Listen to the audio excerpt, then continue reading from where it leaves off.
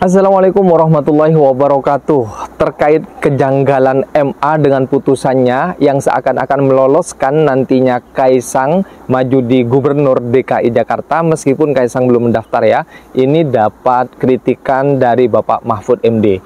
Beliau menyatakan bahwa jika memang ini terjadi maka putusan MA tersebut sudah cacat hukum dan cacat moral. Wah, kalau udah cacat hukum ini luar biasa ya yang dilanggar, apalagi cacat moral ya. Sebelum kakaknya juga melakukan hal yang sama melalui MK, sekarang memang MA ya yang ditugasi untuk meloloskan adiknya. Atau lebih lanjut apa yang dikatakan oleh Mahfud MD ini, teman-teman bisa saksikan video ini ya. Jangan lupa, jangan sampai di skip. Itu bikin kacau putusan Mahkamah Agung, karena begini, di dalam tata hukum kita itu setiap putusan Mahkamah Agung itu mengikat, ya kan? Setiap putusan Mahkamah Agung itu mengikat. Kalau sudah inkrah ya sudah mengikat. KPU kan tidak bisa menghindar. Nah, sementara ini jelas secara prosedur atau secara kewenangan ini salah. Oleh sebab itu ini bukan hanya cacat etik, cacat moral, tapi juga cacat hukum. Nah, kalau berani, ya lakukan aja ketentuan pasal 17 Undang-Undang Kekuasaan Kehakiman yang menyatakan bahwa setiap keputusan yang cacat moral saja, apalagi cacat hukum, cacat moral, tidak usah dilaksanakan. Kecuali kalau KPU menjadi bagian dari ini semua, Pak. Iya, iya. Ini kalau kita menduga-duga, Pak ya. Iya, kalau juga nanti kan kalau Pak Gayus bicara itu tinggal dibicarakan dengan DPR. Nah, bisa isi undang-undang. Kalau isi undang-undang mau dibatalkan itu hanya dua caranya.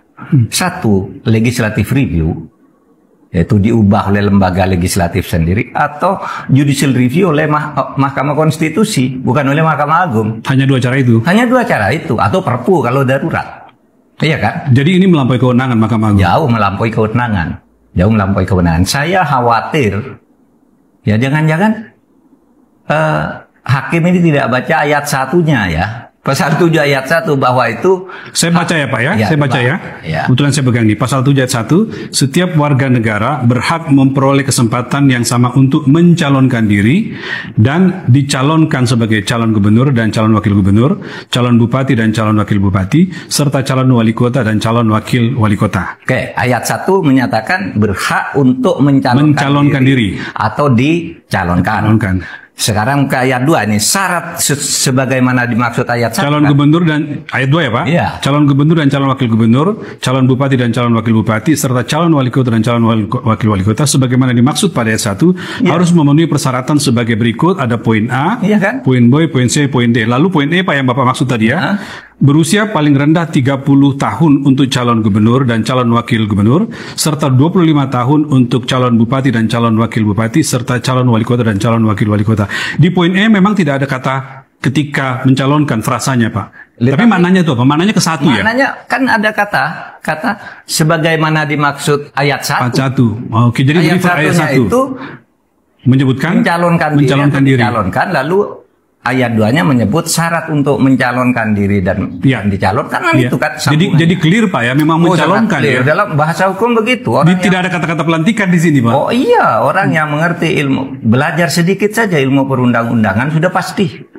Itu ya? Jawabannya. Tapi ya itu tadi, ini negara ini cara berhukumnya udah rusak dan dirusak, sehingga saya katakan malas saya bicara yang kayak gitu-gitu. Biar aja tambah busuk, pada akhirnya kebusukan itu akan runtuh sendiri kan suatu saat. Kalau ini yang begini-gini diterus-teruskan ya sudah, silahkan aja. Apa yang mau kau lakukan, lakukan aja. Mumpung Anda masih punya posisi untuk melakukan itu. Tapi suatu saat itu bisa akan memukul dirinya sendiri ketika orang lain menggunakan cara yang sama. Ya. Yang juga untuk melawan kepentingan orang yang suka begitu. Bukan Pak, misalnya mereka menafsirkan, hakim itu menafsirkan ini berlaku bersyarat gitu Bang, bukan itu ya? Enggak. Nah itu tadi sudah jelas ya apa yang diutarakan oleh Bapak Mahfud ini, tidak perlu kita jelaskan ulang, sudah jelas sejelas-jelasnya dan teman-teman bisa nilai sendiri. Berikan komentar teman-teman di kolom komentar, karena memang sepertinya belum pendaftaran ya di Pilkada Gubernur 2024, belum ada pendaftaran calon, tapi ancang-ancang untuk meloloskan Kaisang ini sudah muncul ya dengan putusan MA yang menyatakan bahwa boleh mencalonkan diri bagi umur sekian-sekian ya. Intinya pokoknya Kaisang itu harus bisa masuk. Meskipun katanya ini disediakan oleh anak muda ya, opininya sama sih dengan kasus Gibran kemarin, tapi yang jelas teman-teman bisa nilai sendiri. Apakah nanti jika Kaisang ini mencalonkan diri dan bisa dipilih oleh masyarakat Jakarta, itu hal yang luar biasa. Berarti masyarakat di Jakarta itu menginginkan Kaisang, teman-teman. Atau jika menang nanti, misal ya Kaisang menang, teman-teman bisa berikan komentar. Apa faktor apa yang menyebabkan hal itu terjadi? Apakah benar-benar dipilih oleh masyarakat kebanyakan Jakarta? Ataupun malah ada faktor lain? Menurut teman-teman faktor apa itu? Silahkan tulis di kolom komentar. Bila kita tidak melakukan koreksi saat ini, maka akan menjadi preseden ke depan di setiap pemilihan di berbagai tingkat. Bila kita tidak melakukan koreksi, maka praktek yang terjadi kemarin akan dianggap sebagai kenormalan dan menjadi kebiasaan, lalu menjadi budaya dan akhirnya menjadi karakter bangsa. Yang Mulia Majelis Hakim Mahkamah Konstitusi, dengan rasa hormat dan penuh harap, mohon peristiwa ini jangan dibiarkan melewat tanpa dikoreksi. Pak, tadi MA sudah memberikan putusan untuk mencabut batas usia kepala daerah, Pak. Ada tanggapan soal ini, Pak? Itu tanyakan ke Mahkamah Agung atau tanyakan ke yang juga. Tapi Bapak sudah temukan itu, Pak? Sudah baca sebelumnya? Sudah baca hasil putusan itu, Pak?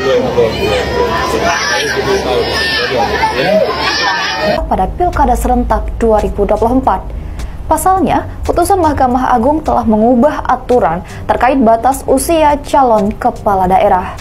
Nah, terkait dengan hal ini, semoga ini menjadi tidak ada konflik ya antar warga, tidak menjadi konflik baru dengan adanya hukum yang sudah diputuskan oleh MA ini.